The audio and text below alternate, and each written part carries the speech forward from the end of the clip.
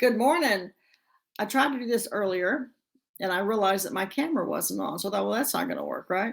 So this morning I did an Instagram live with Margot Tantow. And I thought, how cool would it be to come back here and share some of what we talked about in regard to LinkedIn? So one of the most fabulous things that I think about social media is the ability to connect and build those relationships, if you will.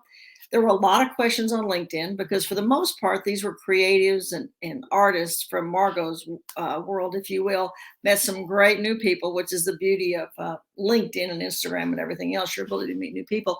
But it was such a good conversation because Margot lives in Instagram. I live in LinkedIn, if you will, for the most part, not totally, but for the most part. But I met Tina and Natalie and Jennifer and all these, Brenda, these cool people, Angela, and then some other people that I'd already known, Marianne and different people. But I thought, let me share what was talked about there because that was an audience from Instagram and their mindset for the most part is Instagram. That's where they live. And they're not always as familiar with LinkedIn as I am, if you will, because that's my home, if you think about it. I'm such a fan of social media, and yet for the most part, sometimes it gets a negative uh, vibe, if you will, because everything has to be perfect, if you will. I don't have on official makeup. I've got on what I did this morning myself, right? Which is what I always do. But I think there's such an opportunity for people to share on LinkedIn who they are and what they do. But sometimes they worry: Am I too fat? Am I too old? Am I too young? Is my hair not right? Is my hair not right? Whatever it is. And it's true because we do. And I think, and I'm going to go on a limb here, y'all. I think for the most part, hello, Miss Maria. So good to see you. I think for the most part, I didn't schedule this. I just said I was going to do it. But for the most part, people don't realize that they just want to know you. They want to know who you are and what you do. We talk about the avatar and the persona and all those things that are as far as your ideal client, but oftentimes we forget the psychographics, the demographics, the age, the sex, the religion, the work occupation, etc. But what about the psychographics? It's their hobbies and their interests and who they are and what they do. That's they want to know about you. They assume if they're reaching out to hire you for a product or service that you've got the skills for that. But they're interested in knowing who you are. And so by getting on social media and doing video or whatever it is you do, it's a great way to connect. And again, because of my age and because of some of the women that I know, they might be over 50, right? Not all, obviously, but some. So they think, well, am I too old? Last night, y'all, we got the best example of how that is not true. The SAG Awards. And I didn't watch the SAG Awards. I got all my information on social because I didn't tune into SAG Awards, but I wanted to know who was winning. Michelle Yeoh, I think that's how you say her name. She's 60. Jennifer Coolidge is 61, I believe, and Jamie Lee Curtis is 64. Now think about that. They're not over 50, they're over 60, but they won the major awards. Now, Michelle, I've watched for years because she was in a James Bond movie and she does all of her own stunts. And oh my gosh, if we can only do that, right? Jamie Lee, we remember her from her days with the prom and the blood and the whole thing, and she's maintained her image throughout all these years. And then Jennifer Coolidge. Now, Jennifer is funny, as we all know if you know who she is. She does not fit the mold physically at all. But that woman is killing it right now. She is so funny and so creative. And all the things these three women have in common, they stand in their own lane. They know who they are. They embrace it. And that's what we should be doing as far as women are concerned, men too, for that matter. But what is it that you want to share with people? So I want to share with you some of the comments and the questions that came in up on LinkedIn. So first of all, isn't LinkedIn just for corporate? It started out that way. In the beginning, you had to have met someone in person, shook their hand, got a business card that tells you how archaic that is, before you could connect on LinkedIn. Well, like all social, it's evolved over the years. So now it's about who it is that you've met, you want to connect with, whatever. It's much more social. Isn't that ironic? It's much more social, if you will. Carol Alou, who I adore, she had a post this morning, which was all in line with the same thought process. She said she loves Twitter because it's quick and fast and all her peoples are there.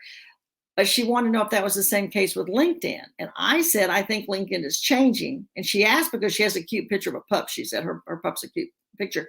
I think people are starting to realize that people want to know the social side of you as well. Do you have pets? Do you like to skydive? Do you like to play golf? Do you like to run marathons? Whatever it is, show that side of yourself as well, because that helps people know who you are. And for example, a marathon runner, which I am not, but I've done work for clients who are marathon runners, and it is a hard, hard, hard sport. So if you are a marathon runner and you're looking to hire someone and you're looking at 5 people, and one of those 5 is also a marathon runner, I'd almost guarantee that's who you're going to hire, because you know that person has the commitment, the dedication, and the wherewithal to be successful in that marathon. So think about how you can share that on a business mindset platform. Another question, should I start doing LinkedIn instead of Instagram? Because most of these people were on Instagram as creatives.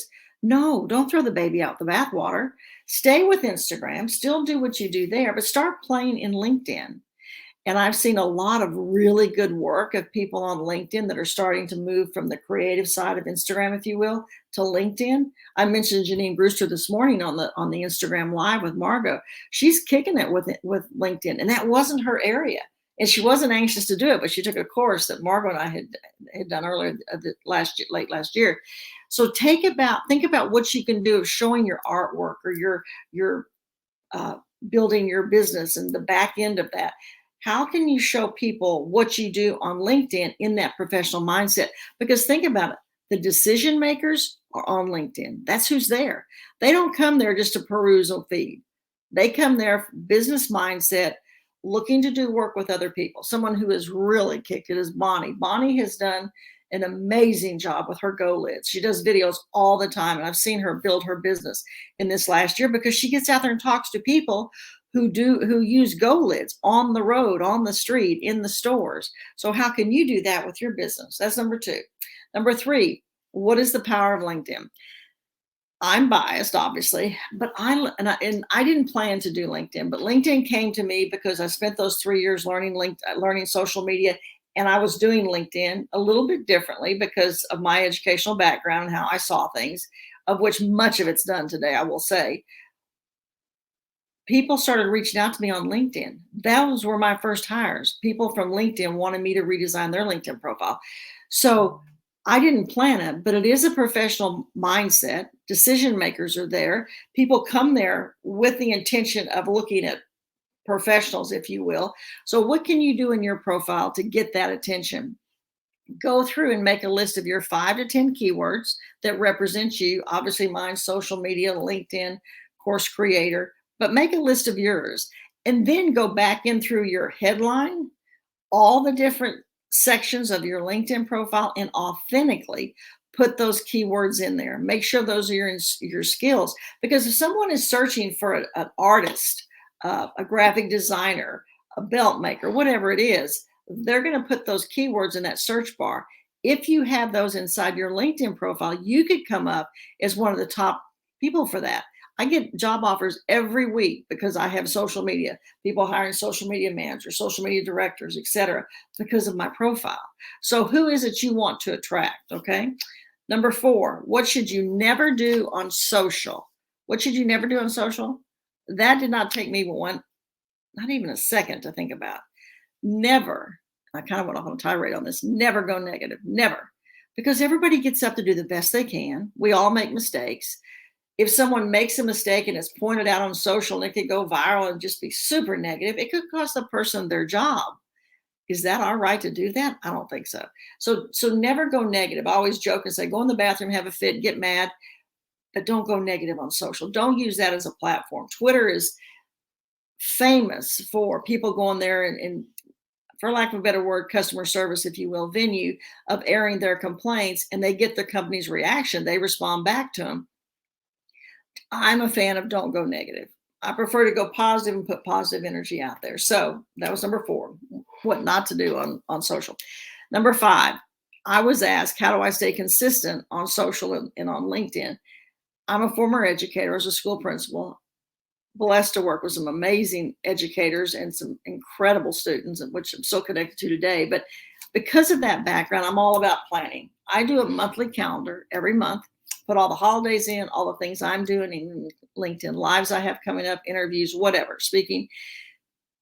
I create some images for that that might go along with those themes. Like, for example, March is International Women's Month. I mean, there's things for that. You got Black History Month. You have all these different things that are popular, if you will, that you want to celebrate. And again, coming from education, we did that all the time because you want to educate children on all the different celebrations and holidays out there.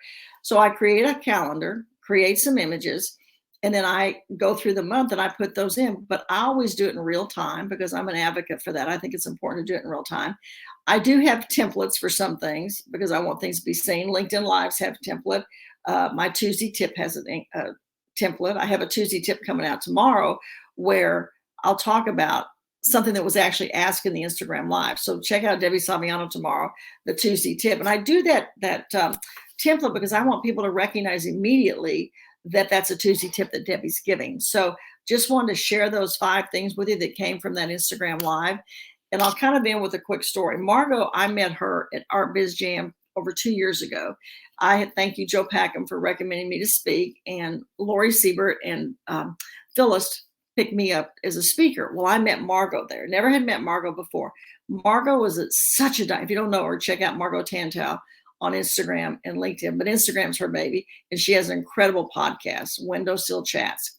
And so we met, we just totally connected with each other. She's such a vibrant, dynamic woman. And I thought, I've got to know this woman.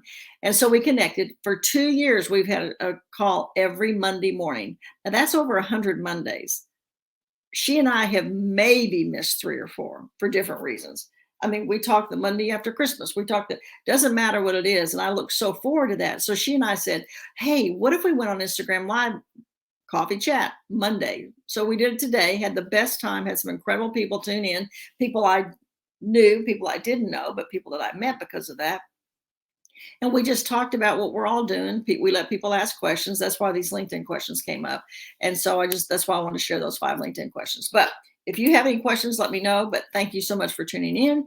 And I hope you have a fabulous day and an even better week. Thank you so much. Take care. Debbie Salmiano.